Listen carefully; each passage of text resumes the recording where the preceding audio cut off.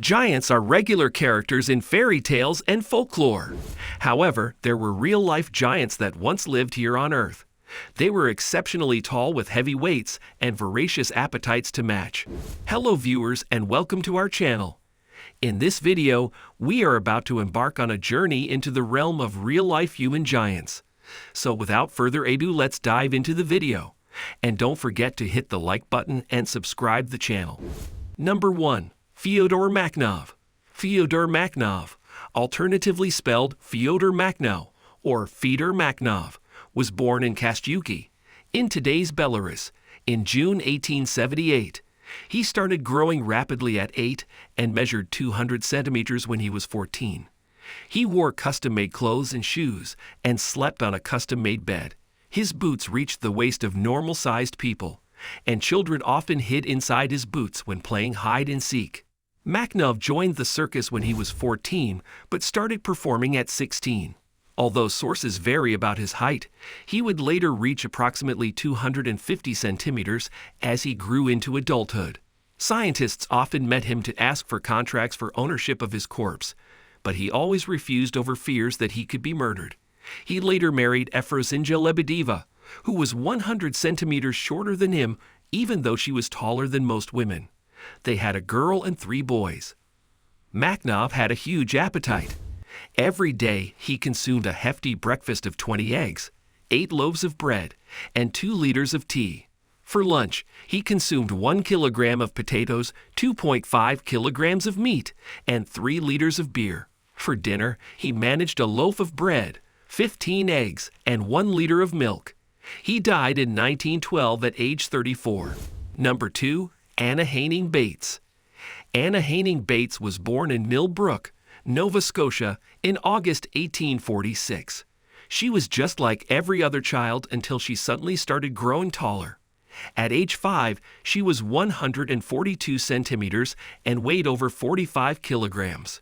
By the time she was 22, she was 229 centimeters and weighed 159 kilograms. Bates went into show business at age 16. She often appeared with a dwarf standing beside her for greater effect. In July 1865, she was almost burned to death in a fire at Barnum's Museum. The stairs were on fire, and she was too tall to jump out the window. She was saved when employees broke the walls and lifted her out with a crane. In 1871, she met another giant, Martin Van Buren Bates, aka the Kentucky Giant, who was 221 centimeters, even though he is often said to have been 234 centimeters. They got married and were often exhibited in circuses as the largest married couple in the world. Number 3. Joseph Edouard Beaupre. Joseph Edouard Beaupre was born in Willow Bunch, Saskatchewan, on January 9, 1881. His parents were of average height. So was he until age 3 when he started growing abnormally. By the time he was 9, he had outgrown his parents.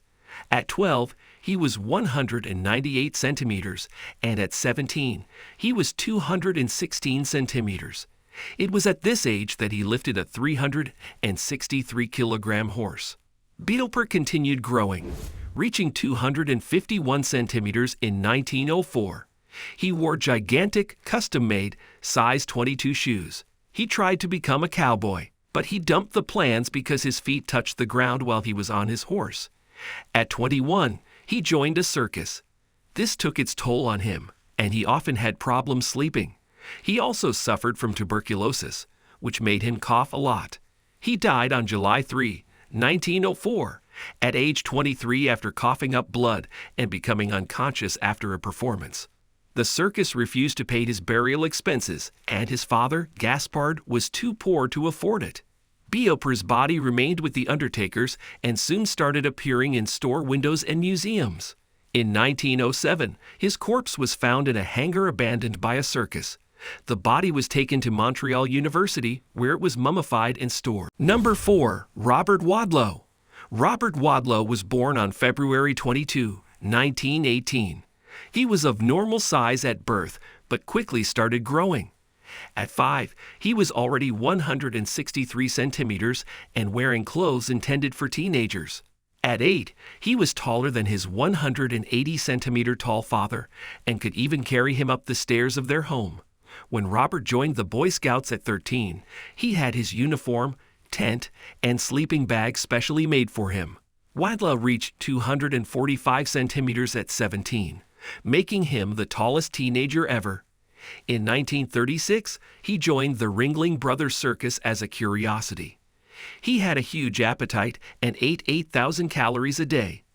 Unfortunately, he had problems walking. Wadlow often wore braces on his legs and used a walking stick. Nevertheless, he continued growing.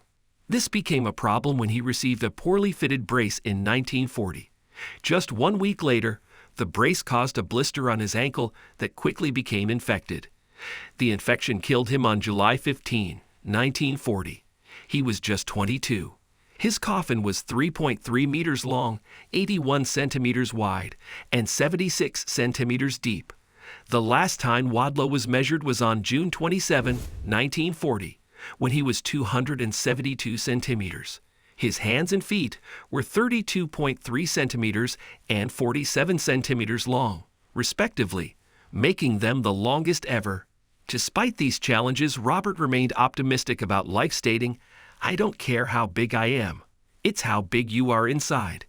Today, there is still no one who has surpassed or even matched Wadlow's height, making him truly one of a kind. Number 5. Angus MacAskill. Angus MacAskill was born on the Isle of Berneray in Scotland in 1825.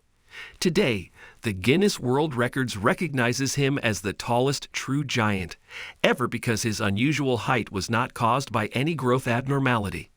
Interestingly, he was so small at birth that doctors thought he would not survive. While he only grew to be 236 centimeters, MacAskill had the biggest chest ever at 203 centimeters. His feet were 41 centimeters long and 20 centimeters wide.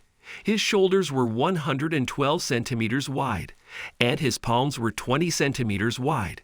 He weighed a massive 227 kilograms and could lift a 1,270 kilogram ship's anchor. He could also carry 2 159 kilogram barrels under his arms and lift a 45 kilogram weight for 10 minutes with 2 fingers. MacAskill often received requests from people willing to wrestle with him. One insistent man ultimately changed his mind after MacAskill shook his hand until it bled. MacAskill joined the circus in 1849. So this was our today's video. I hope you all liked this video. Don't forget to hit the like button and subscribe my channel. And also share it with your friends and family. We will be back soon with a new video. Till then, keep supporting and take care.